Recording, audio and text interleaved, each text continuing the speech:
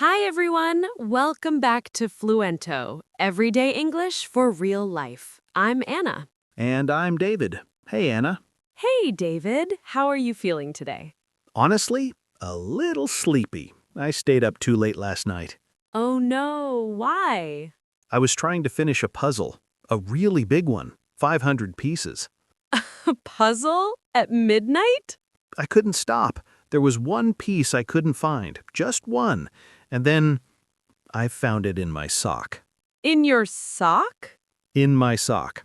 I don't know how it got there, but I felt very happy when I found it.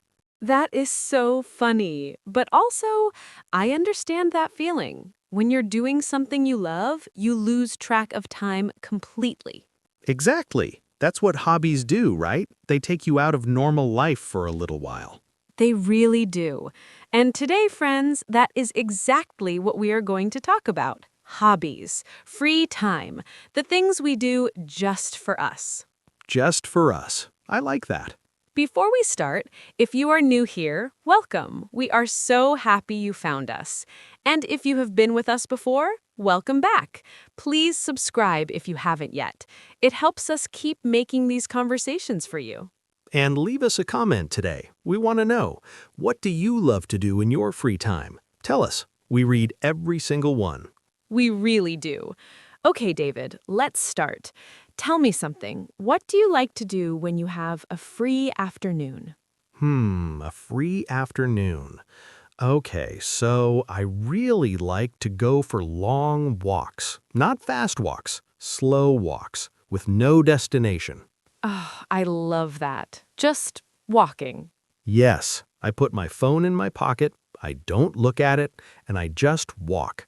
I look at buildings, I look at trees. Sometimes I find a cafe I've never seen before, and I go in and have a coffee. That sounds so peaceful. It is. It's my quiet time. My brain gets very full during the week, and walking empties it. That's a beautiful way to describe it. Walking empties my brain. You know, listeners, David just gave us a very natural expression, free afternoon. A free afternoon means you have no plans, no work, no responsibilities, just time. And everyone deserves a free afternoon sometimes. They do. Okay, David, now here's a question. Do you enjoy walking or do you love walking?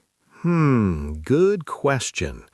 I enjoy walking alone, but I love walking when it's a little cold outside and the air smells like autumn leaves and there's a warm coffee in my hand. That version I love. Perfect. And listeners, notice what David did there. He used two different words, enjoy and love. Both are correct. Both are natural. I enjoy walking. That means it's pleasant. It's good. I love walking. That means it makes you feel really alive. You can also say, I like to walk, or I like walking. Both are fine. Exactly. Try saying it with me right now. Pause if you need to. Say, I enjoy walking. Now say, I love walking. Can you feel the difference? Good. Now use your own hobby. I enjoy. What do you enjoy? I hope someone said puzzles. Maybe someone did. Okay, Anna's turn. David, do you want to know my hobby? My surprising one? Yes, tell me. I like to rearrange furniture. Rearrange furniture? Yes, when I feel stressed or when something is bothering me, I move the sofa, I move the chairs, I put the lamp in a different corner, and then I stand back and look at the room and I feel better. That is very surprising. Does it actually help? It does. I think it's because when I can't control big things in life, I control small things, like where the table is. That actually makes a lot of sense. My friends think it's strange. One time I was on a phone call with my sister and she asked, "Are you moving something?" And I said, "Yes." And she said, "Anna, we are talking about something serious." And I said, "I know, and I'm listening. I'm just also moving the bookshelf." Multitasking. Exactly. That's my hobby. And listeners, the phrase I want you to notice is, it helps me. I like rearranging furniture because it helps me feel calm. That is a really useful structure. I like because it helps me. Like, I like walking because it helps me think clearly. Perfect. Try your own. I like because it helps me. Say it out loud. Don't be shy. No one is listening except you. Anna, can I ask you something a little deeper? Of course. Do you think hobbies are important? Like, really important? Or are they just nice to have? I think they are very important. Not because they make us productive, not because they're useful, but because they remind us who we are. Outside of work, outside of responsibilities, what do you like? Who are you when no one is asking anything from you? That's a big question. It is, and hobbies answer it quietly. Every time you sit down to do something you love, you're saying, "This is part of me." I've never thought about it that way. I just thought puzzles were fun. Puzzles are fun, but they're also patience and problem solving and a little bit of stubbornness. That's you, David. That is me. Okay, I want to ask you about something you used to do, a hobby from the past. Oh, okay. When I was younger, I used to play the drums. Seriously?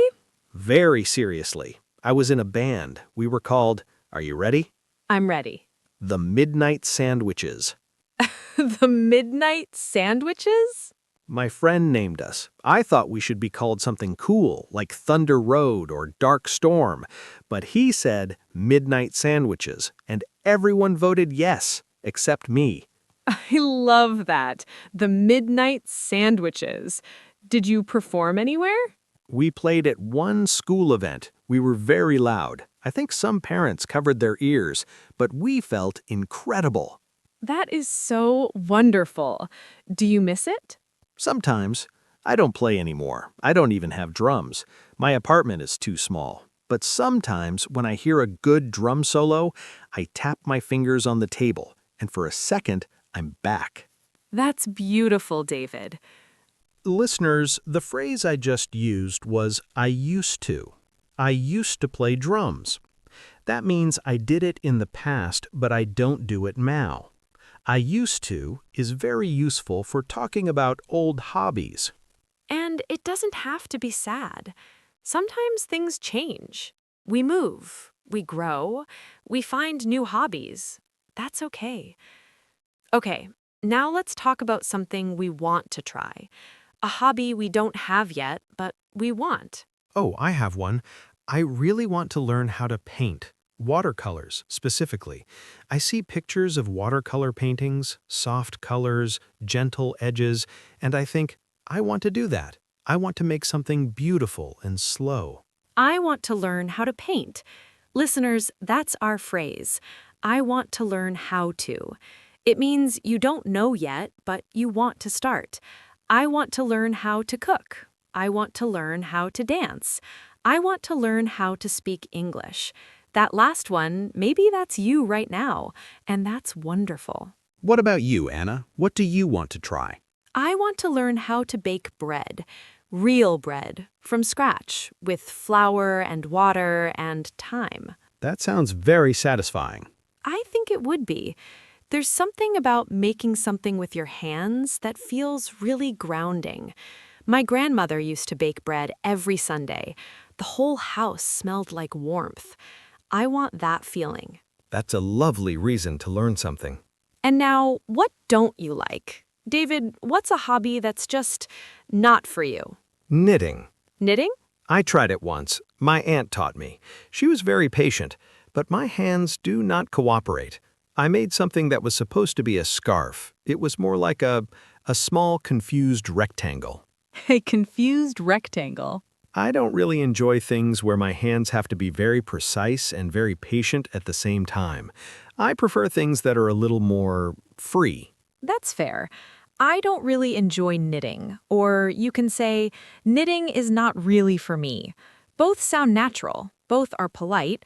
You're not saying it's bad, you're just saying it's not you. What about you? What don't you like?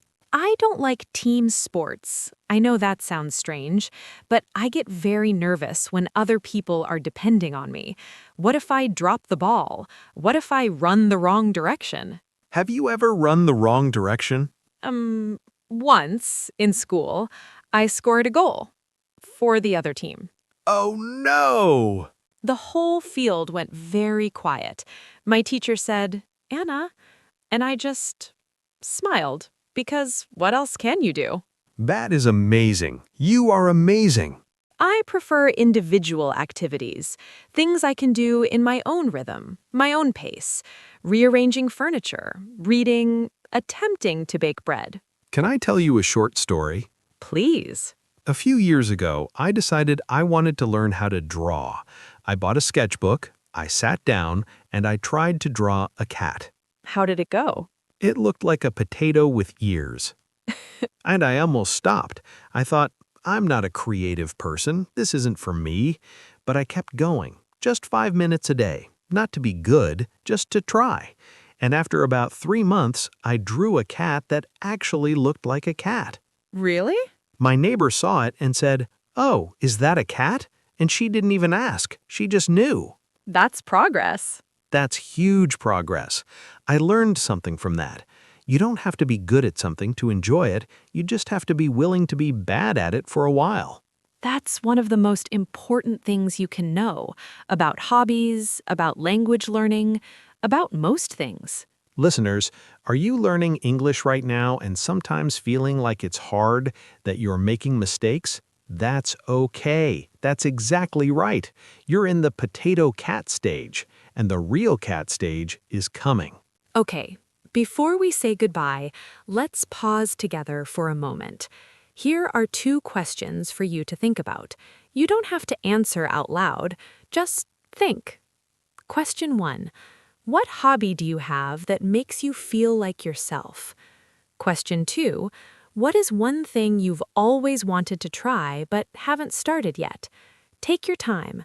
Those answers belong to you. And now, one more thing, a short repetition exercise. Just listen and repeat after me, slowly. I enjoy spending time alone. I love learning new things. I want to learn how to paint. I don't really enjoy loud places. Hobbies help me feel like myself. Beautiful. Say those again if you want. They're good sentences to keep. Okay, let's look back at what we practiced today. We used like to, love to, enjoy, and prefer for things we do and feel. We used I used to for past hobbies. We used I want to learn how to for new things we want to try. And we used I don't really for things that aren't for us, politely, naturally. And we talked about why hobbies matter, not because they're productive, but because they connect us to who we are. Which is maybe the most important thing. And listeners, you are here learning English. That is a hobby, and a brave one. It really is. We're proud of you for showing up today. If you enjoyed this episode, please subscribe to Fluento. We have new conversations every day. And leave us a comment. Tell us one hobby you love. We want to know. Until next time, go slowly, be kind to yourself, and keep going. See you soon. Bye for now, everyone. Take care.